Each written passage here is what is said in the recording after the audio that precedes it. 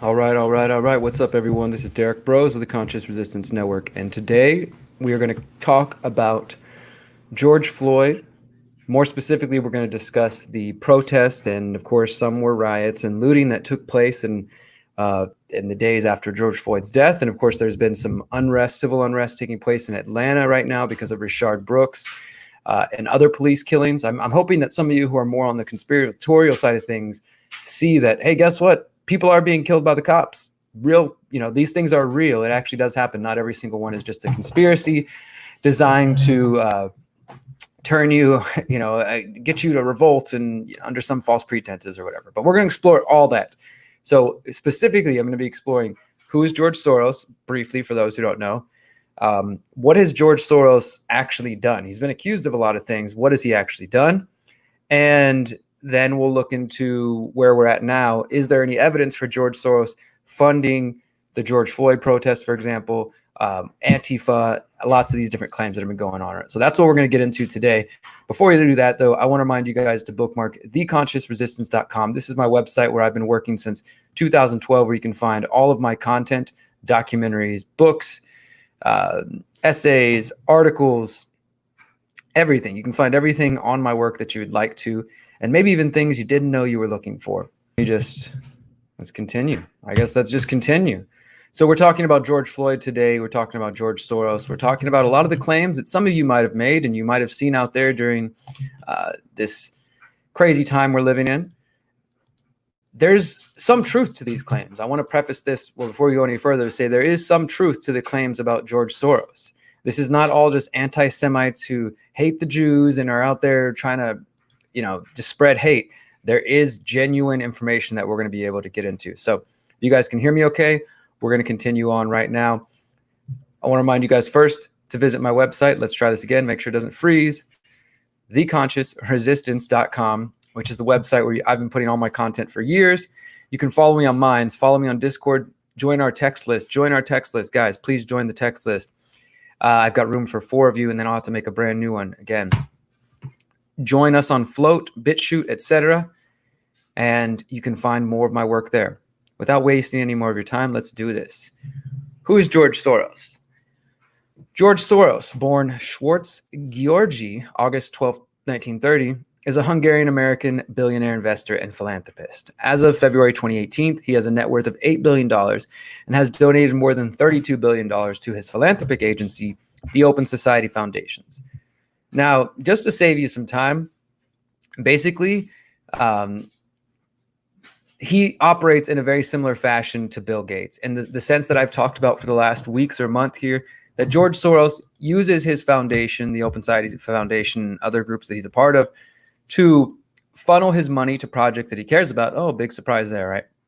But he's not necessarily doing them, or at least the speculation, the belief, and I would say there's good reason to suspect so, is that he's not doing these things out of the kindness of his heart. Just like people have recognized more and more that Bill Gates is not doing the things he does out of the kindness of his heart because he's really trying to save the planet. There's something else going on. There's a deeper agenda. If you guys don't know about that, I advise you to go back and read my Bill Gates 3-part investigation for The Last American Vagabond, or to watch James Corbett's documentary on Bill Gates. So Soros is well-known supporter of progressive and liberal causes to which he dispenses donations through the foundation. He's donated more than $11 billion to various philanthropic causes. 2017, his donations on civil initiatives to reduce poverty and increase transparency and scholarships totaled $12 billion. He influenced the collapse of communism in Eastern Europe in the late 80s and early 90s. That is not a conspiracy. He influenced the collapse of communism in the late 1980s and early 1990s. And there is evidence to that we'll get into in just a few moments. Provided one of Europe's largest higher education endowments, and this is interesting, his extending funding of political causes has made him a bugaboo of European nationalists. Numerous American conservatives have promoted false claims that characterize Soros as a singularly dangerous puppet master behind a variety of alleged global plots, with the New York Times reporting that these claims had moved from fringes to the mainstream. Conspiracy theorists targeting Soros, who is of Jewish descent, have often been described as anti-Semitic, which is garbage. It's so stupid that anybody just brings that out. Oh, you're anti-Semite. for challenging somebody who happens to be a Jew. Now, there are definitely idiots out there who just focus on the Jewish thing, and that's fine. Yes, there are a lot of Jewish people in power, but there's a lot of variety of folks in power. We need to focus on them as individuals, is my take at least. And as I'll show you, is that George Soros is not just some Hungarian businessman, billionaire who survived the Holocaust and who decided to dedicate his life to these things. There is a bigger issue going on. But I want to show you, before we get into where his money's going, look, his politics are pretty well known. He's a progressive and is liberal. You guys can disagree with that, as I do disagree with a lot of progressive and liberal things, and I agree with some of them, just like I disagree with a lot of conservative things, and I agree with some of them. But let's just start off with the most basic level. It's not surprising to find somebody who's a progressive or liberal donating their wealth, if they are wealthy, to those causes. Just like somebody who say, like, whatever you believe in, let's say you are a hardcore Republican, tomorrow you inherited $10 billion, you might decide, you know what, I can do some good with this world, with this money, and start trying to fund various groups and movements and activists and journalists even, and people that you believe in who represent the views that you think are good for the world, right? And then somebody from the other side will be like, oh no, look at that guy. He's a puppet master behind the scenes. He's doing everything he can to create a Republican conservative world. And they would see you as the evil puppet master. The left has, oh, it's the Koch brothers, the funding them. And the right has, it's George Soros and this and that. And look, what I'm going to try to do now, and this hopefully shorter video, is to show you guys what's actually going on. Not the fake discussions about, George Soros is doing everything, and no, the Koch brothers are doing everything. Although I will say a lot of you on the right are unaware that this does happen, that what we're about to go over, what I've talked about, what Bill Gates does, what we talked about, what George Soros does, this happens on the right too. The Koch brothers and others, they don't give billions of dollars like some of these guys. So there is a difference. My point is, though, it's not just a left-wing thing. The right and the left have funding coming from groups all over in the background who are trying to steer the world for their various purposes. And this is why I think those of us who are trying to maybe steer the world in a different direction should probably get more active. We might not have millions and billions of dollars, but we can influence our friends and family by questioning these systems. So, all right, let's dive into these articles now with good old George Soros. Okay, so this one first is one of the earliest ones I could find. January 2015, George Soros funds Ferguson protest, hopes to spur civil action. This is coming from the Washington Times, which is a news outlet, which I would say does do good work, but they are clearly right-wing. As you can see right here, reliable reporting, the right opinion. So they try to maintain some level of objectivity. They don't just straight up make up things, but everything is framed. The Democrats are the problem, Trump's a good guy, and all these kind of things. So in this article, they make a number of different claims, and unfortunately, they don't link to any of it. They just expect us to believe it. But it says, it's basically saying George Soros was behind the Ferguson protest movement. And guys, if you follow my channel for years, I was in Ferguson. I went there. I documented after the shooting happened, and when the protest started there, I was out there on the streets, just like I was for the George Floyd thing and other events like that, Standing Rock. I was talking to people, local business owners. I was talking to people from the neighborhood, some who liked the protest and some who were like, I wish these people would just leave. And I didn't see anybody getting checks written by George Soros.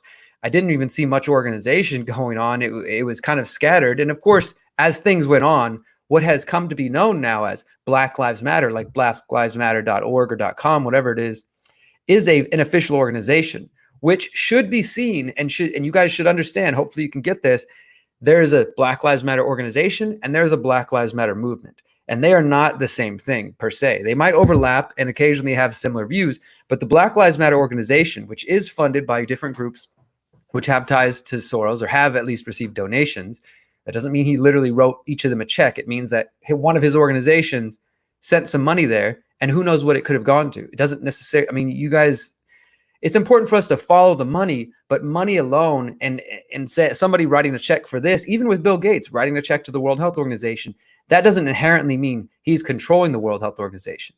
But with Bill Gates, we have more evidence and interviews from people who said, yeah, he has a huge influence here. So you have the money and you've got statements from people actually confirming it. We don't have as much with George Soros. We don't have people who, I mean, I know you guys have shared all these different videos of, oh, here's this guy who says he used to work for Black Lives Matter and he's blowing the whistle on George Soros. I mean, one guy from one organization or from one group in one town isn't evidence. Like, it's evidence of something maybe, but it's not evidence of a mass plot. So I just want to get that out there, because I know I can't see any of the comments, by the way. I'm gonna have to catch up later, but I'm sure some of you are screaming at me right now about how I don't get it and how George Soros is behind everything. But let's actually go through the information. So, according to Washington Times, George Soros spurred the Ferguson protest through years of funding and mobilizing groups across the U.S., according to interviews with key players and financial records reviewed by the Washington Times. They don't show any of these financial records. They don't name who any of these key players are. They don't quote any of them. They just say that. I mean, that's pretty much it. I thought there was going to be more to this article, and I've read it a few times to make sure I didn't miss anything, but there's really nothing backing up what they're saying. But I did find other things. It says, in all, Mr. Soros gave at least $33 million 1 year to support already established groups that embolden the grassroots, on-the-ground activists, according to the most recent tax filings of his nonprofit Open Society Foundation. The financial tether from Mr. Soros to the activist group gave rise to a combustible protest movement that transformed a one-day criminal event into a 24-hour national cause. So, I don't know. I take issue with this somewhat because, yeah, I mean, occasionally something will happen because the police violence happens all the time. Police are killing black people, brown people, white people, native people. It happens. This is a fact of life. If you haven't been paying attention, or if you want to be a cop defender, then I don't know what you're doing here, but cops are killing people. Now, that doesn't mean that every single cop is a bad guy, whatever, yada, yada, yada. But occasionally somebody gets killed in a way that is just so fucked up that people have had enough. And they're like, you know what? We're going to go out to the streets and we're going to go out and protest. And then you have organizations like Mr. Soros and others, Open Society Foundations, who will probably step into there. They show up at these events. I told you guys that this was at the Women's March. I went to LA and Vegas back in 2018, the March for Our Lives.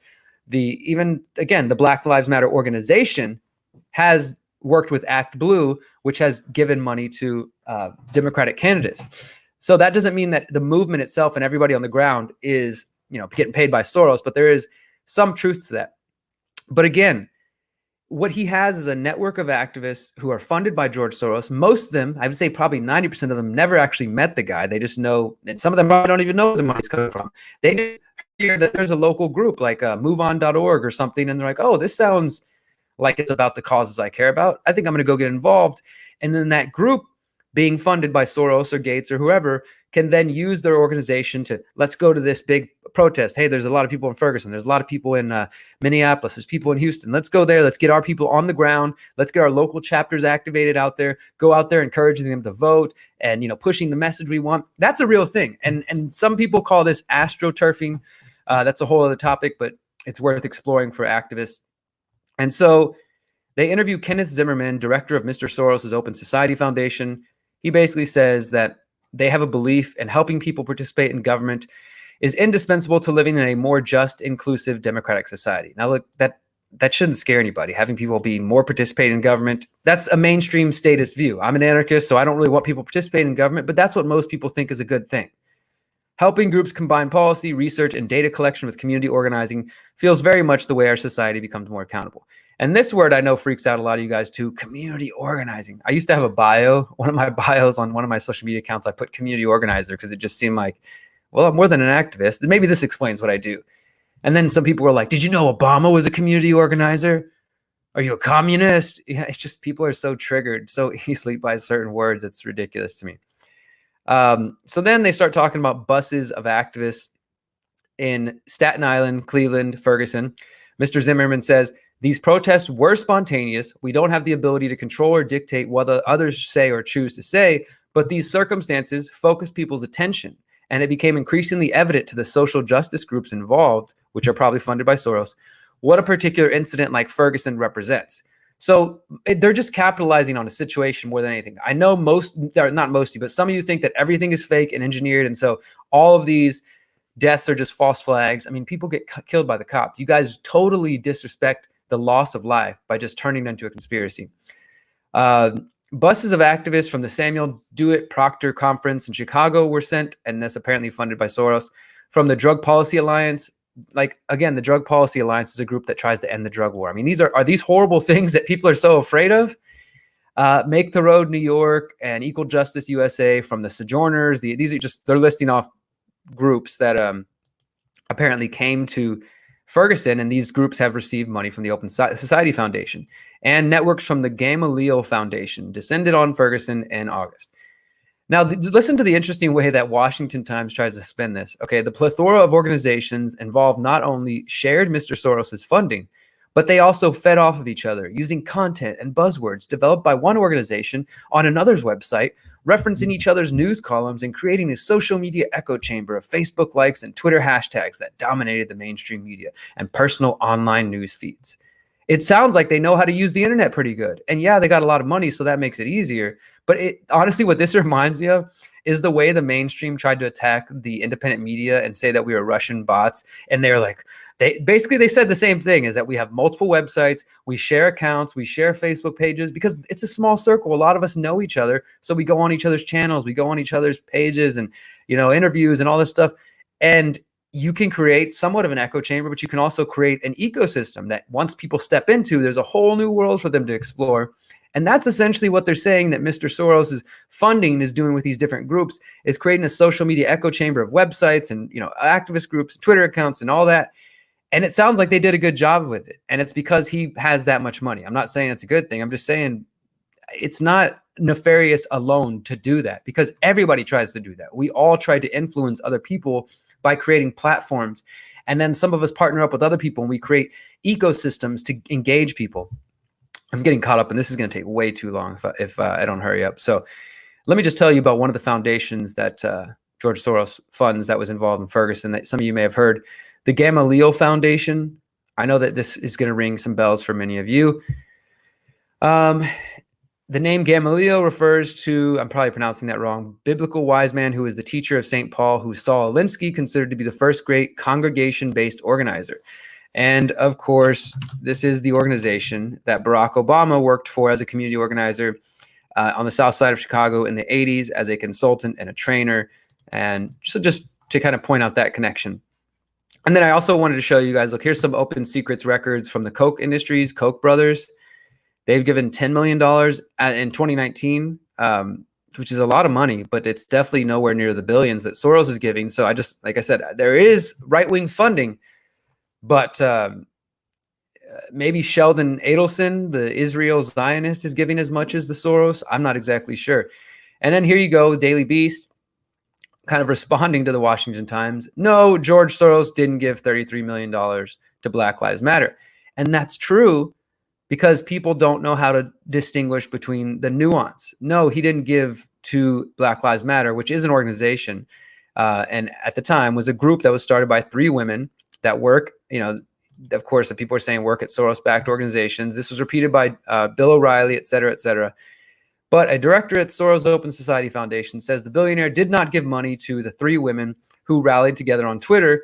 And this is the official story, if you believe it or not. Patrisse Cullors, Alicia Garza, Opal Tometi rallied together on Twitter after after Trayvon Martin was killed, and it ended up creating Black Lives Matter as a group. And then obviously it's evolved and grown. And again, there's a hashtag, there's a movement, and there's an organization that does get funding from Soros organizations. So I'm trying to see how they discount that.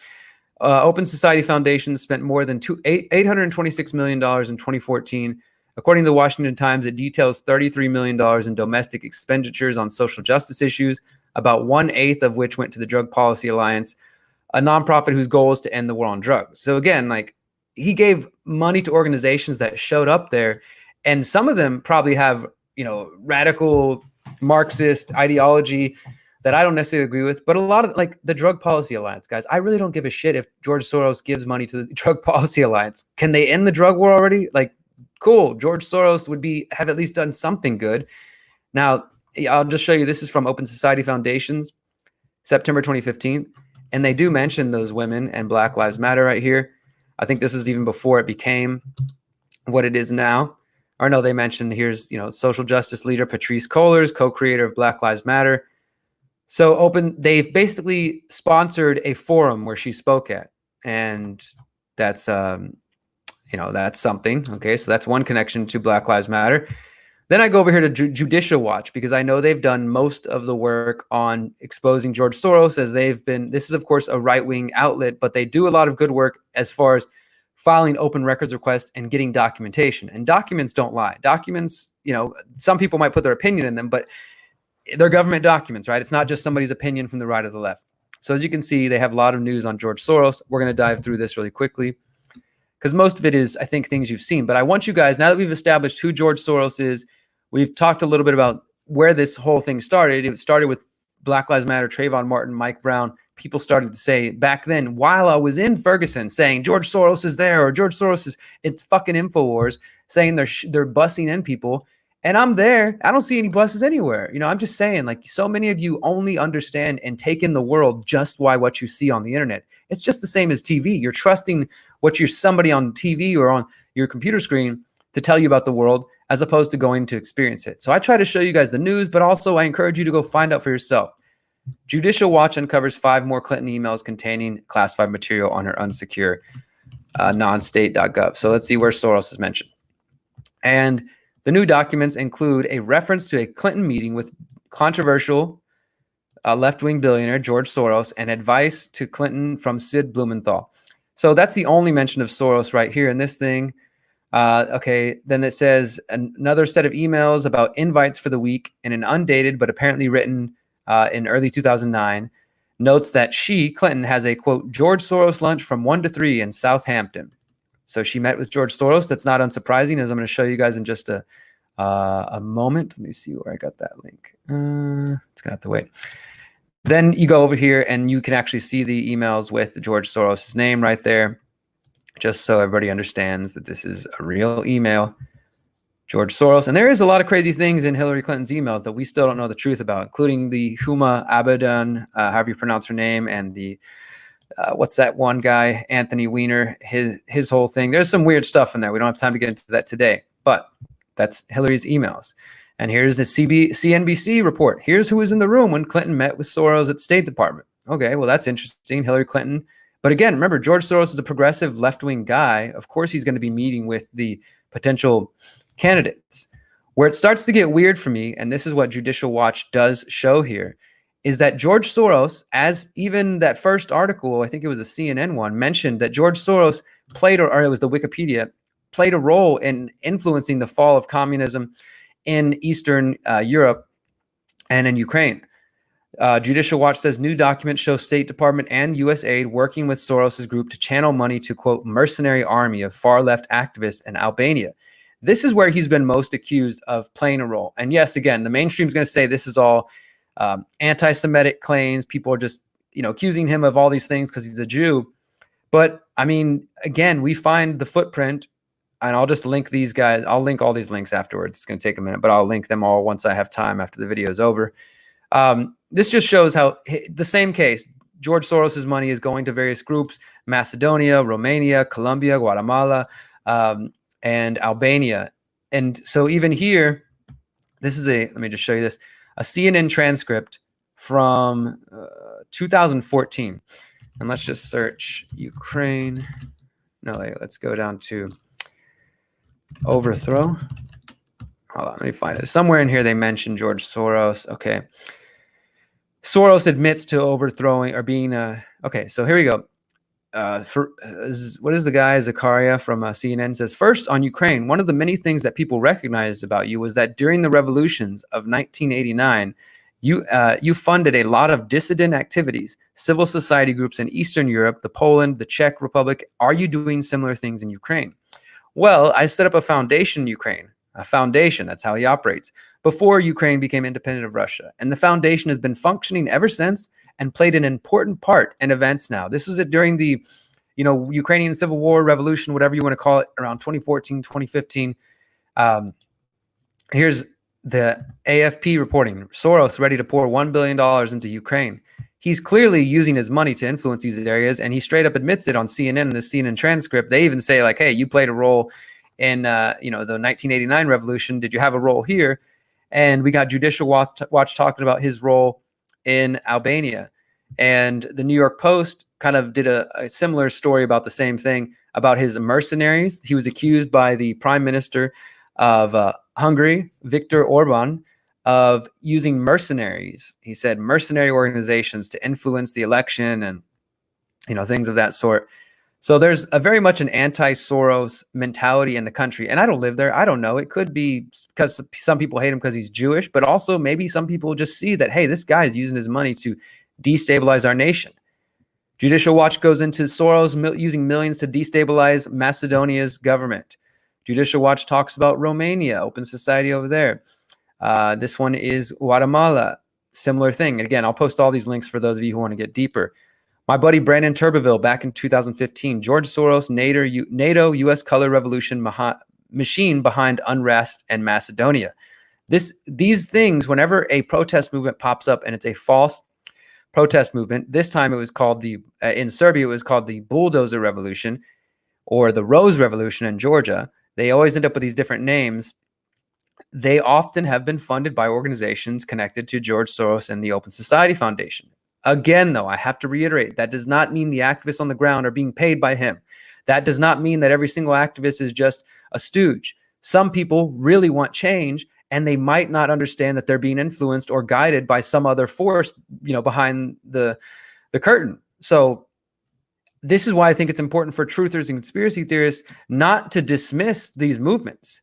For example, if I was in Macedonia when this was going on and we had clear evidence of George Soros influencing things, not the claims like we have now in the US, but clear evidence, I would be out there every day trying to talk to people and say, hey, let's make sure we're in control of this revolution. We're in control of the direction this is going.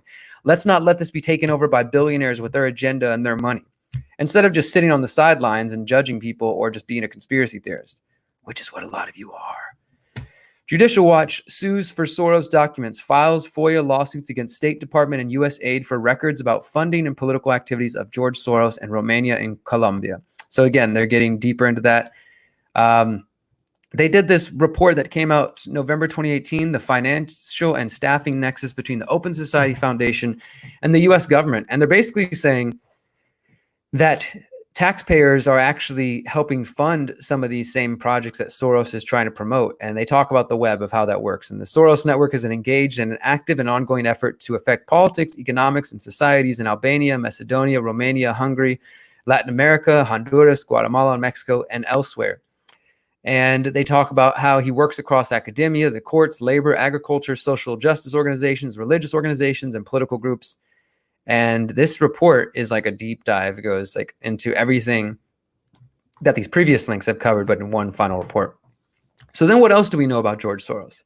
Well, we know that in 2016, this hacking group or website, which was known as DC Leaks, started publishing information that was from George Soros's Open Society Foundation. They claimed to have hacked his foundation. And of course, just like with every other hack or anything that was released in 2016 around the election, they blamed it on Russia. Yep, Russia. It couldn't have been Seth Rich, couldn't have been somebody from within the DNC. It had to be Russia. So, of course, most mainstreamers just dismissed everything that came out of WikiLeaks, and they dismissed anything that came out of DC Leaks. But DC Leaks did have a good amount of information on George Soros and the way he operates and just some of the people involved with him and things of that sort. Apparently, DC Leaks released roughly 300 emails from Republicans, including the staff of John McCain, Senator Lindsey Graham, and Michelle Bachmann, 18 emails from the Illinois Republican Party. They released the emails of four-star General Philip Breedlove, the former NATO Supreme Commander. They allegedly show that Breedlove sought to overcome Obama's reluctance to escalate military tensions with Russia over the war in Ukraine in 2014. So these started coming out throughout 2016 into 2017. And right there, that's August 2016, 2,576 files predominantly related to George Soros were leaked. They leaked the foundation's internal work plans, strategies, priorities, and other world activities. And as I mentioned, it's been pinned on Russia. It's got to be the Russians. Here's Bloomberg to remind you, it's the Russians. Don't pay attention to it. Russian hackers of DNC said to nab secrets from Soros and NATO. And let's see what Zero Hedge had to say on it. George Soros hacked over 2,500 internal docs released online.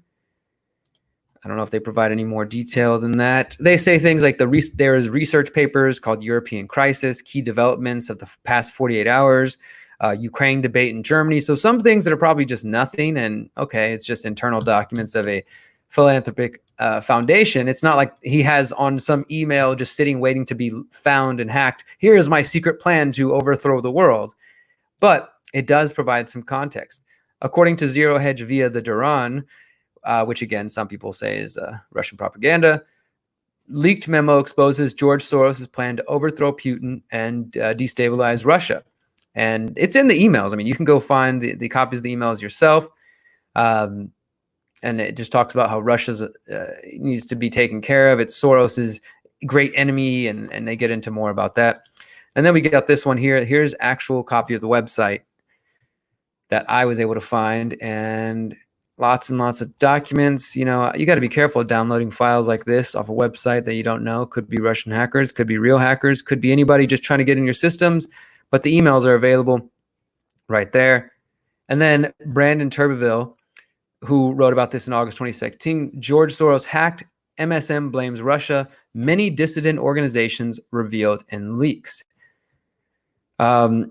So they also, again, leaked an email from showing that Clinton and George Soros met. Let me see what else we got in here. Brandon didn't really provide any other context, so I think we've seen all that. The most balanced one I found, though, I will say, is coming from The Observer. DC leak exposes top Clinton donor George Soros manipulating elections. And it goes into some of the claims that it actually seems to do a better job than mostly everybody. So far this election cycle, the billionaire investor has donated over $25 million to Clinton and other Democratic Party members. This was in 2016. Soros has funded Media Matters, which is funded by David Brock, who operates on behalf of Clinton, like running the Correct the Record super PAC. Soros has been a major donor for the Center for American Progress, founded by John Podesta. There's another connection that we might want to know about. Organization also runs the pro-Clinton media outlet Think Progress. And like I said, George Soros apparently instructed, according to a WikiLeaks email, instructed Clinton to intervene in Albanian politics. We know that from just the files we were just looking at that he has been playing a role in Albania for a while.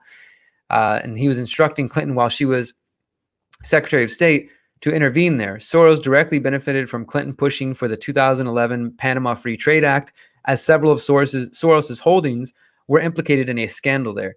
The deal opened up the country for billionaires and millionaires to exploit as a tax haven, which was exposed in the Panama Papers leak earlier this year. And that was another huge leak, Panama Papers, that many of us didn't pay attention to. I honestly forgot all about it. So this would be a good thing. Go search the Panama Papers for George Soros, and what else do we find? Soros developed an ominous reputation as a greedy billionaire in the early 1990s. Clinton's running mate, Tim Kaine, had a private dinner with Soros. And their coronation of Clinton, it just goes on. If elected president, Clinton will continue exchanging favors. Soros's access to the Clinton and Democratic Party leadership is well documented. So he has clear connections to the Democratic Party. He uses his Open Society foundations to mess with and inspire movements in Macedonia, Albania, Romania, Guatemala, elsewhere. He's accused of having a mercenary army in Hungary for what his foundation is doing in the work. And he's been accused of being connected to Ferguson and now Antifa. And I don't know if you guys could see, there's not really strong claims of that. I mean, he's given to organizations which have been on site in, say, Ferguson, or have been on the place, at these things. And maybe secretly he's giving money to people to go start riots and stuff, but we don't know that. We don't have that evidence. It could just be the local cops. It could be the CIA. It could be anything. We don't have the clear evidence of that. And here's one more little piece of the puzzle so you guys understand. In 2015, Soros regretted supporting Obama. In 2008, Clinton emails show. And this is just another release of Hillary Clinton's emails. Not only did they meet, but apparently at some point, a Hillary Clinton, the head of the Center for American Progress, which we just mentioned, had a conversation with Clinton via email and told her that they sat next to George Soros, and he was so sorry he didn't support her, that he wishes he would have supported her over Obama, but he didn't. And then we also have this final thing. More recently, George Soros-linked political pressure group Avaz joins forces with the mainstream media to purge climate skeptics from YouTube. I know it's not safe or popular, or you're not allowed to question climate change and climate, just all of that whole topic. But George Soros, by funding the group Avaz, which we can find out about here, they're the global counterpart to Move On. According to Discover the Networks, they promulgate anti-Israel propaganda, urges Israel to negotiate with Hamas, has campaigned to keep Canadian Conservative Party candidates out of office. So depending on your view, the point is that, yes, George Soros is using his money for a whole nother thing, to purge climate skeptics. And then finally, thank you guys for your patience in looking at this. This is what I think is more what's actually happening. Small town vigilantes duped into standing guard for Antifa bus invasion hoax. These guys are in small town Idaho on June 2nd, armed up to the teeth, ready for Antifa to show up because somebody freaking trolled them. And because there's so many rumors and fake claims going around about buses, George Soros is bringing the buses of Antifa to our town. These guys are in the middle of bumfuck nowhere, and nobody's coming there to protest or to show up on a bus unless they want to eat at the local diner. And these guys, they thought, oh, the boogaloo is beginning. It's civil war. George Soros is bringing his Antifa here. I'm not trying to make fun of anybody. I'm just saying I've seen this happen in Houston, where a bunch of people got trolled because they thought white supremacists were going to protest in downtown. And they, the mainstream says it was the Russians that organized it, that the Russians are really trying to do this to stoke division. And who knows, maybe it is the Russians. Could be the Chinese, the Chi-Coms, it could be anybody. But of course, in this case, it's basically people were sharing posts with buses that had the words Soros Riot Dance Squad edited onto them. And it was a poor edit, very poor edit. And even that, I mean, guys, do you really think there's a group of people riding around on buses with Soros Riot Dance Squad sitting on it? Like, yeah, some of you saw that picture and you're like, oh my God, this is it. Antifa's on the way. They're coming to our town with their Riot Dance Squad and we got to stop them. I mean, it's so easy to troll people like this, unfortunately. Final thing I'm going to show you guys is, what is his name? Let me see if I can find it. This is a man I tried to interview a few years ago, and it was too late. It didn't happen. He's retired now, I guess. But he wrote this book right here, U.S. Intervention and British Guyana, guys. And this is the final note I'll make before I shut up for the day. And I'm sorry about the video interruption earlier, and I will get to a couple comments before I hang up. U.S. Intervention in British Guyana, a Cold War story. This is from journalist Stephen G. Raby. In the first published account of the massive U.S. covert intervention in British Guyana between 1953 and 1969, Stephen Raby uncovers a Cold War story of imperialism, gender bias, and racism. So at this time, the South American colony now known as Guyana was called British Guyana, and it was trying to seek independence in the 60s. U.S. officials in the Kennedy and Johnson administration feared that if it became free, it would become a communist nation under the leadership of Chirai Jagan, a Marxist who is very popular among the South Asian, mostly Indian majority. Although to this day, the CIA refuses to confirm or deny involvement, the author presents evidence that the CIA funding through a program run by the AFL-CIO. AFL-CIO, that is a known union with left-leaning values that is still around today and operating, helped foment the labor unrest, race riots, and general chaos that led to Yagin's replacement in 1964. The political leader preferred by the U.S., Forbes Burnham, went on to lead a 20-year dictatorship in which he persecuted the majority Indian population. So let me just reiterate that. The CIA, which still won't admit to it, but this guy has found clear documentation of, again, using like the Bill and Melinda Gates Foundation, the Open Society Foundation, or the AFL-CIO, they helped create unrest and they sowed racial division so that there would be chaos. And then they could overthrow the leader they wanted and put in a dictator. Now, I know some of the Trump supporters think that, we're trying to show you, Derek, they're trying to use the protests to destabilize Trump and get out him because he's trying to take down the deep state. That's not the storyline that I believe at all. If anything, what is happening is the Trump supporters are getting further and further cemented into the belief that Trump is saving the day. I'm going to share this link to you guys real quick. You guys are getting further cemented into this idea that Trump is saving the day, and people are getting more and more divided. Because while you believe that, the rest of us are like, dude, Trump is acting like a dictator. He's, bringing out the military. He's giving billions of dollars to Saudi Arabia. He's given billions of dollars to Israel. Did you guys notice that a couple weeks ago? Not a single mainstream mention of that.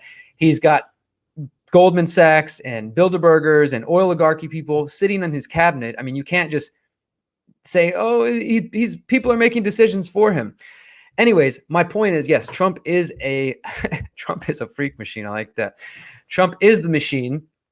But so I think that what's really happening is the narrative that we're witnessing take place is actually the Trumpsters are getting further entrenched in their view that, see, the deep state's trying to take him down and it's George Soros or whatever.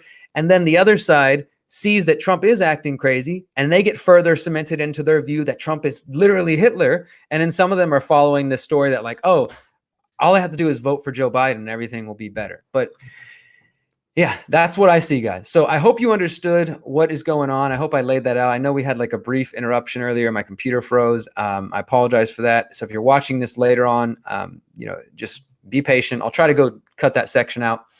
But I'm going to put the sources below this video once I wrap up, including all the links from Judicial Watch. And again, they're a right-wing website, but they have the documentation. So you can't lie about the document. You can't ignore documentation.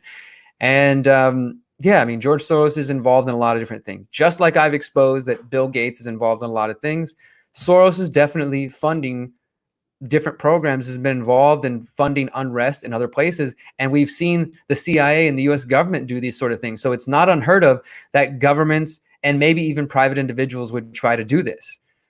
But I didn't see any evidence that he's funding Antifa. I didn't see any evidence that he is literally funding, funding Black Lives Matter or anything like that. So I just want you guys to understand that I'm open to it. If you guys want to go ahead and email me at intothe light@protonmail.com, you can send me any evidence you got. You can share it with me. I'm willing to look at it. But other than that, guys, I don't see anything, hardcore. I basically see that there are organizations he's funding and he's using them to influence the world, which I don't agree with his politics. So we should be somewhat concerned about that. Just like Bill Gates and other billionaires that try to influence the world. He has used his funds to influence and try to stoke revolutions. Color revolutions is what they're called in other countries. But at the end of the day, we are the ones that are involved in this. We are the ones that can decide where this goes. We can decide if Black Lives Matter or the Tea Party or Occupy or any movement you can think of actually turns into something valuable, or if it just becomes a co-opted movement. And I'll just say this and then I'll wrap up because I got to get out of here. When I started to go to Occupy Houston back in 2011 or so, I went out there to just see what was going on. It was a big movement popping up all around the country. And I wanted to speak to people and tell them about the Federal Reserve and tell them about the crime involved in that and tell them about the police state and tell them about 9/11 and, the things that I cared about. And I had friends who are maybe more right-leaning saying, oh, but those are all communists. Those are socialists. They're trying to take over. And there was probably even people saying George Soros, without, at that time or whatever. And my thought was the same then as it is now. If you think there's some communist, crazy Soros-funded revolution brewing in your backyard, wouldn't you want to go influence it in some way? Wouldn't you want to go try to inject truth and knowledge and actual principles into the idea? This is what I'm calling #truth street teams, which you guys will hear me talk about more this year. And yes, freedom cells and how we can influence this. So I'm not just going to sit on the sideline and talk about this, and just watch. I want to be able to influence it and direct it in a more positive way, because people are upset and they're rightfully upset because there's a lot of crime going on in the world. There's a lot of unjust things happening. But we're either going to sit on the sidelines and complain, or we're going to be a part of it. I plan to actually live life and be a part of it and not just be on the sidelines. And this kind of mentality, the one I'm showing right here on the screen for those who are watching, okay, so you prefer Biden then. The situation is going to get far worse no matter what opinions we have or who is blamed. Get prepared. I think that that's tend to be true, that things are going to get worse before they get better because people are comfortable. And I've got a video coming out about that too. But this mentality is the left-right paradigm disease that I thought so many of us were beyond. You say something about Trump. Oh, so you prefer Hillary Clinton. Oh, you prefer Obama. Oh, you prefer Biden. I mean, this shit's been going on forever, guys. You have to be literally a child to think that simple, to think that, oh, somebody attacked Trump. Instead of listening to what they're saying and seeing if there's any merits to it, they must like the other side. Oh, somebody attacked Clinton or Biden, etc. Oh, they must like Trump. You know, it's just simpletons. All right, guys, I'm out of here for the day. I will be live tweeting again this afternoon, beginning in 2 hours. The fluoride trial is starting later today at 1:30 Pacific. So I will be I'll be covering that later on this afternoon. Stay tuned, live tweeting, and I'll do a video. We had a good day yesterday, and then tomorrow. Today is probably the last day of the fluoride trial, so I'll give you guys an update this evening.